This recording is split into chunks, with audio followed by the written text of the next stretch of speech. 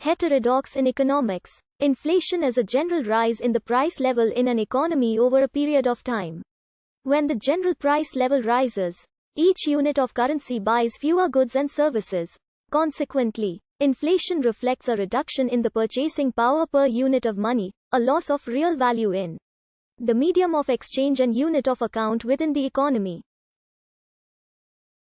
The opposite of inflation is deflation, a sustained decrease in the general price level of goods and services. The common measure of inflation is the inflation rate, the annualized percentage change in a general price index, usually the consumer price index, over time. Economists believe that very high rates of inflation, also known as hyperinflation, are harmful and are caused by an excessive growth of the money supply. Views on which factors determine low to moderate rates of inflation are more varied. Low or moderate inflation may be attributed to fluctuations in real demand for goods and services, or changes in available supplies such as during scarcities. However, the consensus view is that a long sustained period of inflation is caused by money supply growing faster than the rate of economic growth. Inflation affects economies in various positive and negative ways.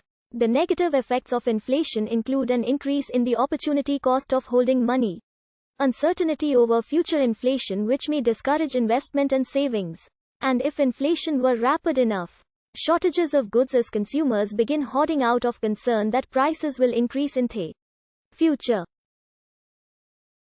Positive effects include reducing unemployment due to nominal wage rigidity, allowing the central bank greater freedom in carrying out monetary policy, encouraging loans and investment instead of money hoarding, and avoiding the inefficiencies associated with deflation. Today, most economists favor a low and steady rate of inflation. Low inflation reduces the severity of economic recessions by enabling the labor market to adjust more quickly in a downturn, and reduces the risk that a liquidity trap prevents monetary policy from stabilizing the economy.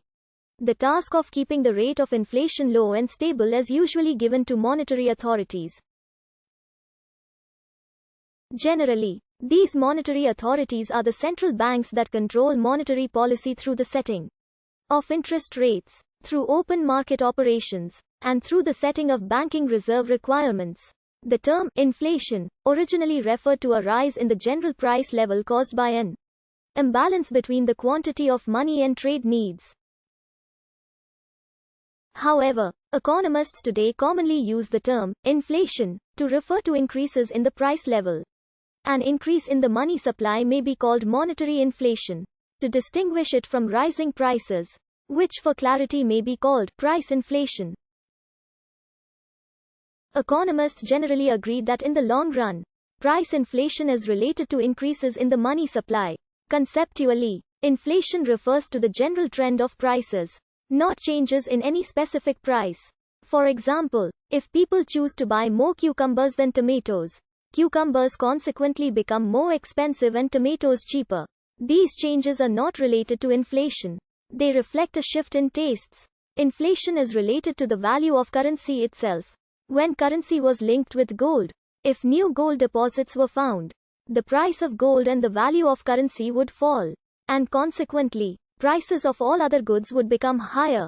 Other economic concepts related to inflation include deflation, a fall in the general price level; disinflation, a decrease in the rate of inflation; hyperinflation, an out-of-control inflationary spiral; stagflation, a combination of inflation, slow economic growth and high unemployment; reflation, an attempt to raise the general level of prices to counteract deflationary pressures; and asset price inflation, a general rise in the prices of financial assets without a corresponding increase in the prices of goods or services.